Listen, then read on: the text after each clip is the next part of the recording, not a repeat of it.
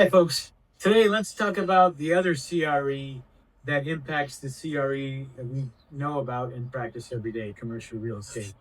Um, if anyone could tell me, or has anyone thought about it while you're um, listening to this, and as I'm moving to the next slide, why don't you start thinking about what that other CRE that impacts us, like I said, and it impacts our ability to borrow, it impacts our ability to sell, lease property, all kinds of things, indirectly and directly in some ways. But let's get into it right here and talk about why. So what is a capital rotation event? That's the other CRE that I'm talking about.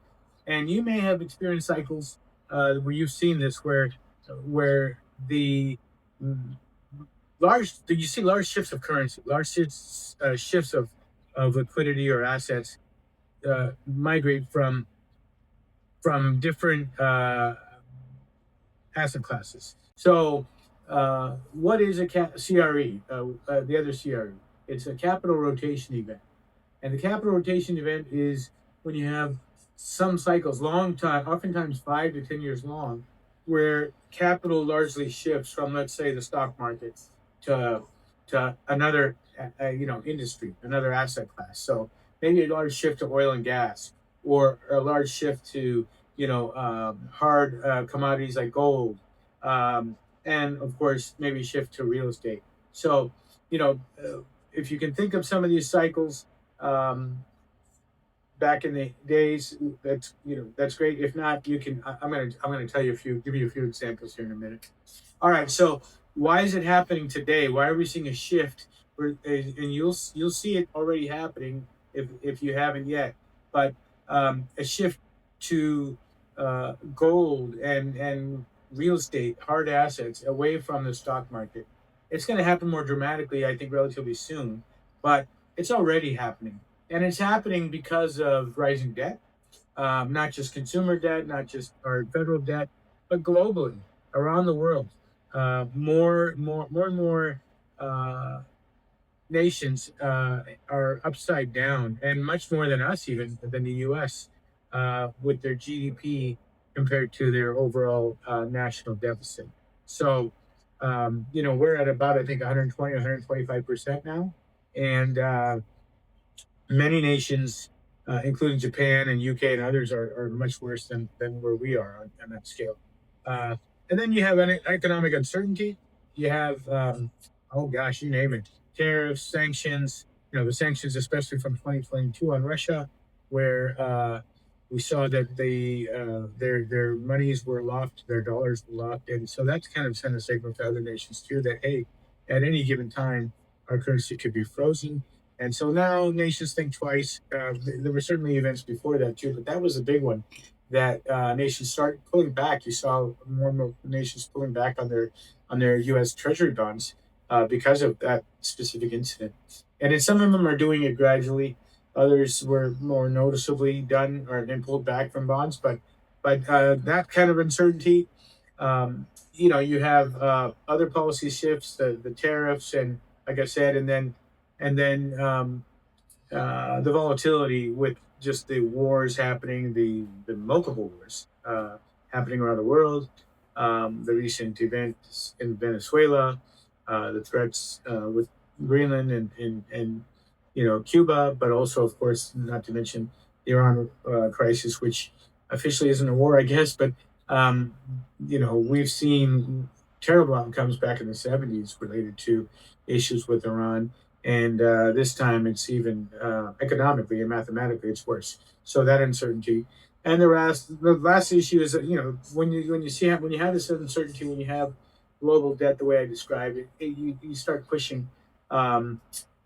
People start looking for stability, and so then there's a shift away from loftier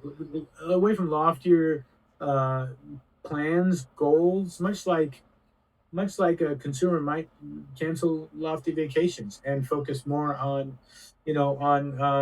essentials and more on just the needs, and maybe even if he's going to or she's going to vacation, it might be a domestic trip, it might be a weekend trip, it might be a staycation of some sort.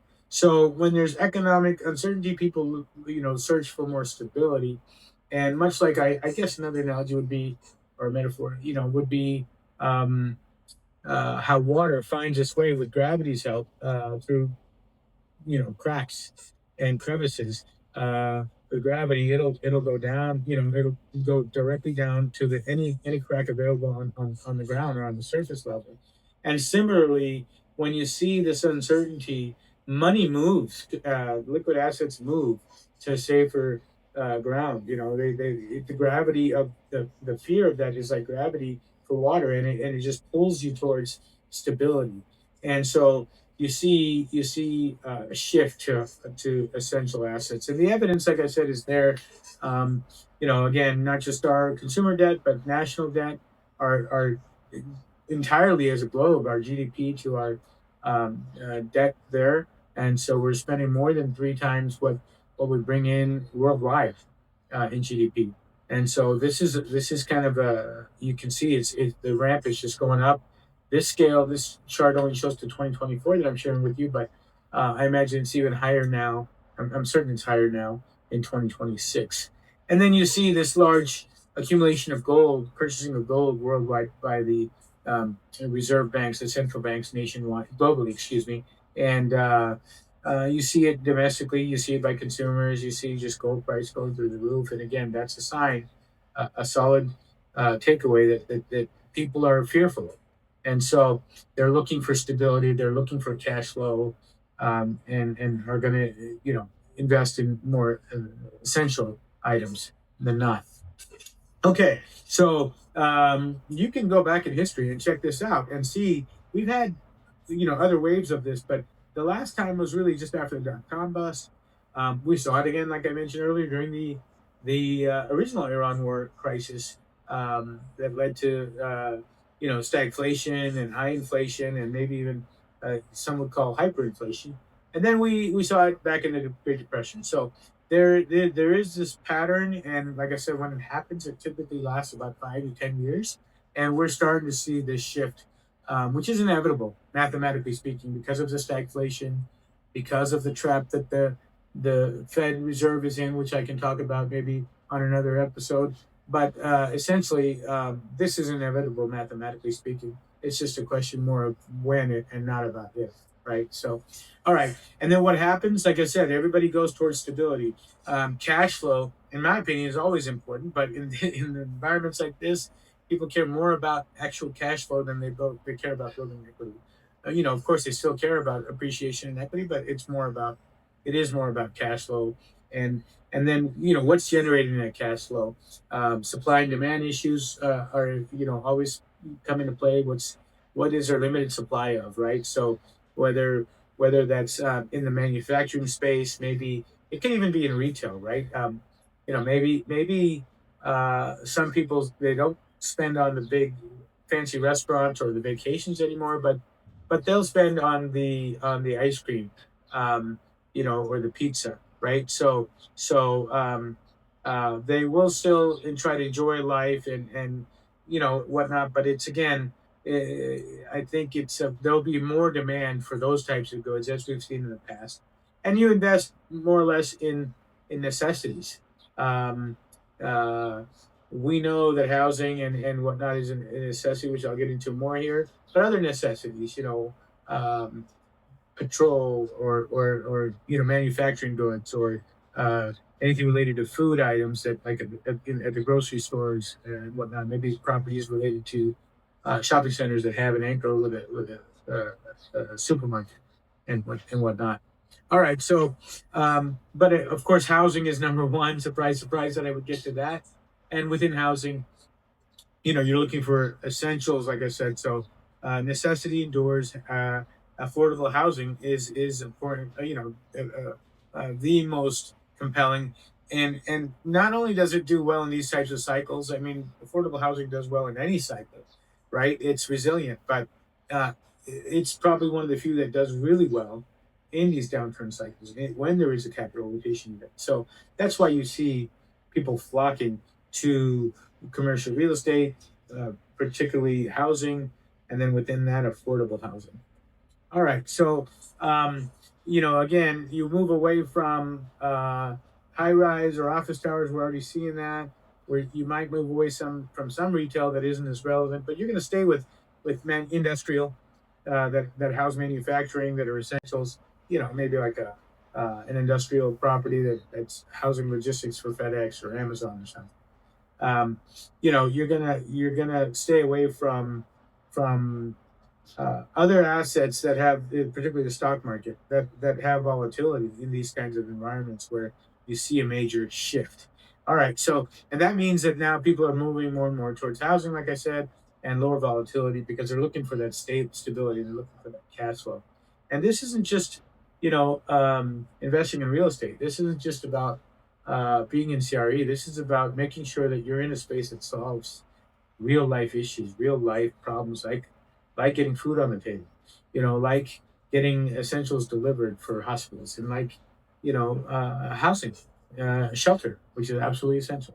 So that's the reason why, all of these reasons why housing leads. Again, the resilience to me is the most important. I've lived through many not down cycles, and over the full cycle deals that we've done over the decades. I've been in this space now, commercial real estate and affordable housing, for 45 years, particularly in the manufactured housing community space, and we've seen it time and time again where other asset classes, even within CRE, as we're seeing now with the office and some retail and whatnot, that they're not all resilient. And I am a big fan of parking and airport parking or any type of parking, as well as self storage. I'm a big fan because they're the same business model as the asset class that I'm in. Small areas of real estate leased for short periods of time, for the highest return per square foot, revenue per square foot, and you have economies of scale, and you have the risk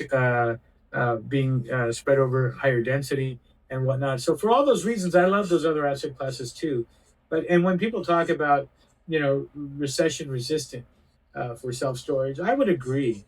I just don't think I can't imagine how it could be anywhere close to as resistant and as resilient as affordable housing, particularly manufactured housing. So again, um, in especially in down cycles, in when you have a CRE event, a capital rotation event, essentials are a hyper focus by everybody. Everybody gives up on the lofty, or at least participates less in the lofty visions and maybe riskier plays, and they go invest in essentials. And so it's good in a down market, but it's rewarded in every market, every cycle, and so that's why it's our core focus and how it always has been. Um, and then within affordable housing, surprise, surprise, for us, it's all about manufactured housing communities or mobile home parks, commonly referred to as that, because it really kind of encompasses all of this, right? It brings in affordability. We're probably the most affordable when it comes to still being able to enjoy the American dream, right? So we still offer home ownership at the least expensive price. I know Silicon Valley is kind of an extreme, but I'll just give it as an example because I'm here. We have homes in Silicon Valley selling for no less than $1.5 million, supposedly as a median. But if you want to be in a reasonable neighborhood, you're probably going to spend more than 2 or 2.5 million for an average 3 bedroom, 2 bath house, average square footage. Under 3,000 by far, probably around 2 to 3,000 square feet. And so, and anything above that, anything newer and larger, over 3,000 or 3,500 square feet, you're in the millions. Multi-million. I mean, so you're probably at least north of 3 million, and probably on the brink of 5 million just to own a good sized McMansion, so to speak. But in Silicon Valley, you can still get a home, a decent sized home with a quality community and quality amenities right there in Silicon Valley for as little as $500,000, or dare I say even maybe $300,000 in some cases. And so, while it may be a stretch for some of the people that are still caught up in the old stereotype and stigma, uh, millennials and Gen Zs in particular have figured it out. I mean, and even some retirees, particularly in coastal communities and Silicon Valley, have figured out that wow, we can live right in the heart of the activity, in the heart of a vibrant community, whether it's by the coast or in Silicon Valley by the tech firms, and we can pay a lot less for a home than others do. And so people have adopted it, especially since the quality of homes are so much better now. And this is why this is the most compelling investment often, and it really is the most important problem solver for everybody because it's a shelter, right? It's so it incorporates everything: stability. It's essential. It's affordable, and I don't know too many asset classes, hard assets, that can accomplish this. All right. If you don't want to take my word for it, here's statistics. All of a sudden we went from, for investors, we went from being, I don't know, you name it, slumlords and trailer trash to being like the asset darling, right? The darling asset of CRE, and you can see it in the numbers here. We have over 20 million folks that live in our communities. We have over 50,000 communities nationwide, and that represents about a half a million, pads with, again, over 20 million residents, and that makes up almost about 10%, at least 8%, but closer to 10% of the housing stock when we have a shortage of something like 4 million units right now. This is being recorded in summer of 2026. Some would argue that this is the actual number is much higher than that, maybe even almost double than 4 million units as a shortage of housing units that we need in this country nationwide. So, needless to say, there's been a lot of interest, a lot of investment all of a sudden from institutional investors, from private equity groups, from everybody wanting to get into our space, which is cool. The demand's there. There's limited supply. The growth is steadily increasing with the absorption in existing communities and some development starting to happen. And then overall, just the positive impact you have in the community, where you have an absorption rate, that's filling these communities and improving the quality of life for so many people, right in the center of MSAs. That's a positive impact and especially where you're providing the American dream.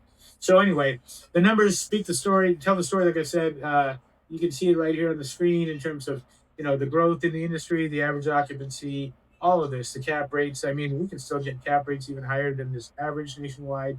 Um, and so, talk to us if you have more interest in this. If this sounds like something that makes sense to you, and you agree with, and you want some more information, you get a free detailed report from us at RISE360 Ventures, where we offer a complimentary report. We even did an AI study, by the way, and our marketing team scored out the different asset classes within CRE and metrics like tenant retention and operating expenses and the typical returns that you see, all the typical metrics, whether it's cap rates or ROI, IRR, et cetera, and a number of other things. And they charted it out and had AI give an answer on which one performs the best. So take a look at that and see the results.